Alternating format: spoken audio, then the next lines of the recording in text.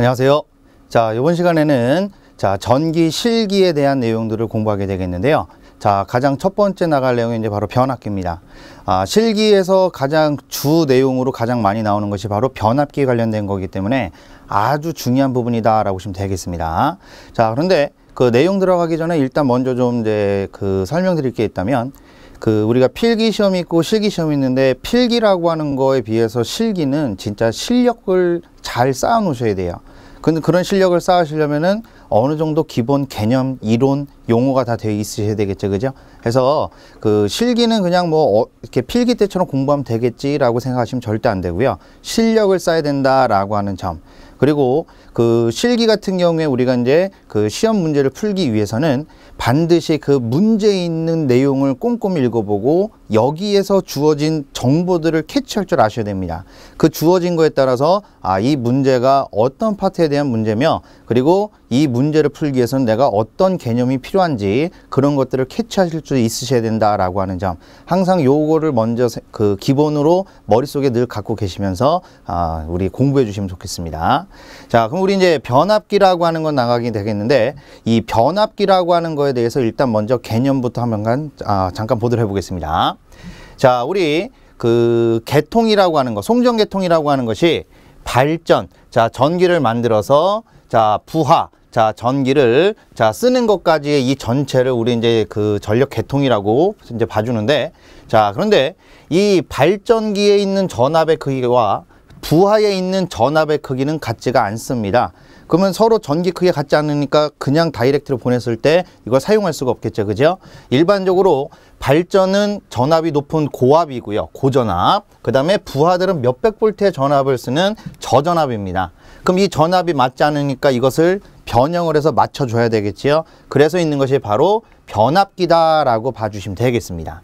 자, 그래서 이 변압기는 전압의 크기를 바꿔준다 보시면 되겠는데, 근데 이때 우리 이 변압기, 얘한테 들어오는 전기를 입력, 그 다음에 나가는 전기를 우리가 출력이다라고 했을 때, 만약에 이 변압기에 손실이라고 하는 것이 없다고 한다면 이 입력과 출력의 크기는 당연히 어떻게 되겠어요? 같아야 되겠죠, 그죠? 그럼 입력과 출력이 같아야 될 때, 우리가 이 입력이라고 하는 것도 P, 출력이라고 하는 것도 P로 표현해주는데, 이 P라고 하는 것은 전압 곱하기 전류죠, 그죠? 그러면 이 입력과 출력이 같아야 되니까, 지금 이쪽이 고압측이고 이쪽이 저압측이에요. 그럼 전류의 크기는 어떻게 되겠습니까? 예. 이 고압측의 전류는 작아야 되겠네요. 그래서 소전류가 되겠고, 그 다음에 이 저압측의 전류는 대전류가 된다라고 하는 점. 해서 요 별거 아닌 것 같지만 항상 이런 기본 개념을 갖고 계셔야 돼요. 손실이 없다면 얘네 둘이 같아야 되니까 고압측은 전류가 작고 저압측은 전류가 크다라고 하는 거. 근데 이거를 좀 더 단순하게 본다면, 여러분, 우리 부하에서 소비하는 것은 전압과 전류와 저항 중에 뭘 소비하냐? 전류를 소비합니다. 그러면 이 부하가 소비하는 거 필요한 게 전류니까 여긴 전류가 커야 되겠죠, 그죠? 그리고 이 발전에서 우리 부하까지 전력을 공급할 때 여기에 전류가 많이 흐르게 되면은 그만큼 손실이라고 하는 게 커져요. 그래서 거기는 전류를 극대적으로 되게 작게 만들고 대신 전압을 아주 높게 만들었다라고 하는 점. 그래서 요거 좀 기억해 주시면 되겠고요. 그리고 우리가 이 변압기 기준으로 입력과 출력이 있는데, 우리가 실기 문제를 풀다 보면은 입력, 출력 이렇게 나오는 것이 아니라 다양한 표현, 다양하게 이제 말들이 바뀝니다. 그럼 일반적으로 우리가 이 입력에 해당되는 거에 뭐가 있냐? 변압기 용량이다 보시면 돼요. 실제로 이제 우리 시험 문제에서 변압기 용량을 구하세요 라는 말이 있다면, 그것은 변압기 입력, 변압기 자체의 크기를 말한다라고 하는 거고, 그 다음에 변압기 출력. 여러분, 이 변압기에서 출력 나가는 거 누구한테 갑니까? 부하한테 가죠. 그래서 이 출력이라고 하는 것은 뭘 뜻하냐? 바로 부하의 용량 내지는 부하에서 소비하는 전력이다라고 하는 점. 그래서 이 각각의 용어, 부하 용량과 소비 전력은 출력을, 변압기 용량은 입력을 뜻한다라고 하는 거. 그래서 요 점 꼭 기억해 주시면 좋겠습니다. 그러면 이렇게 간단하게 개념 봤고요. 그럼 변압기라고 하는 거에 대해서 조금 더 자세히 한번 들어가 보도록 해볼게요. 변압기의 구조 및 특성이다, 특징이다 라고 하는 거 보겠는데, 우리 변압기라고 하는 기계는 자, 미음자 모양의 규소 강판을 여러 개 겹겹겹 붙인 철심을 만들고, 자, 한쪽에 자, 코일 관성 감고 또 한쪽에 코일 관성 감는데, 요 한쪽은 우리 전원, 발전기랑 연결돼서 전기가 받는 부분이고요. 한쪽은 부하랑 연결돼서 전기가 나가는데, 우리가 일반적으로 전기가 들어오는 쪽을 바로 1차 측 내지는 전원 측, 그 다음에 부하랑 연결된 부분은 2차 측 부하 측이 됩니다. 필기 공부하신 분들은 다 아시는 내용일 겁니다. 그런데 자, 요 내용은 그냥 아주 기초적인 거라 그냥 복습 차원에서 다시 한번 되새김질하는 거다라고 봐주시면 되겠습니다. 자, 그러면 우리 이 변압기라고 하는 자, 얘에 대한 원리를 잠깐 보겠는데요. 우리 1차 측에 전원을 연결했으니까 이제 전류가 흘러 들어오겠는데, 우리 변압기라는 기계는 교류기죠. 그래서 이 전원 내지는 발전기로부터 자, 교류 전기를 받게 돼요. 교류 전기. 자, 그럼 우리 교류는 방향이 위쪽 아래쪽 왔다 갔다 바뀌죠. 그죠? 자, 그러면 제가 이 위쪽을 빨간색으로 반대쪽을 파란색으로 표현했을 때, 자, 요 위쪽 요거를 전류 방향이 이 방향이다 라고 한번 봐볼게요. 요 방향으로 한번 봐보겠습니다. 그럼 전류가 이렇게 흘러 들어가서 자, 다시 이렇게 나오게 되겠네요. 그죠? 자, 그러면 자, 우리 이렇게 코일 관선에 전류가 흐르면 우리 코일 관선 전류가 흐르면 뭐가 생깁니까?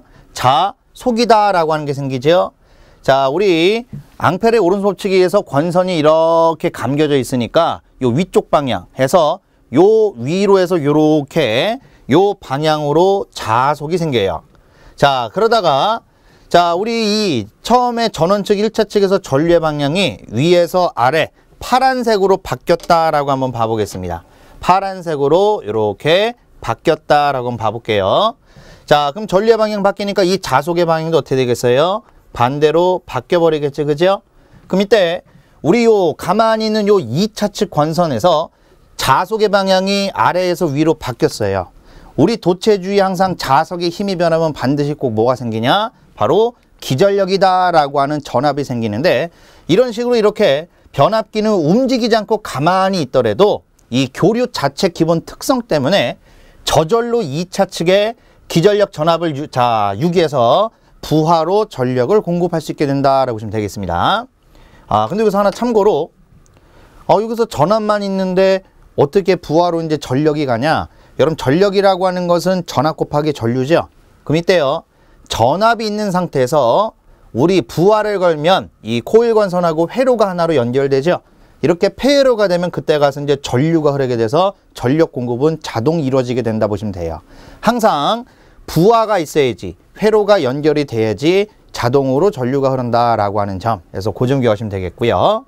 자, 그러면 이렇게 도체주의의 자석의 힘이 변했을 때 기전력 전압이 생기는 거, 요걸 우리가 이제 자, 기본 개념 뭐라고 해주냐? 전자유도 작용이라고 해주죠. 그래서 우리가 이것을 변압기 원리라고 한다라고 봐주시면 되겠습니다. 그래서 자, 원리 봤고요. 그러면 자, 우리 변압기 교류기입니다.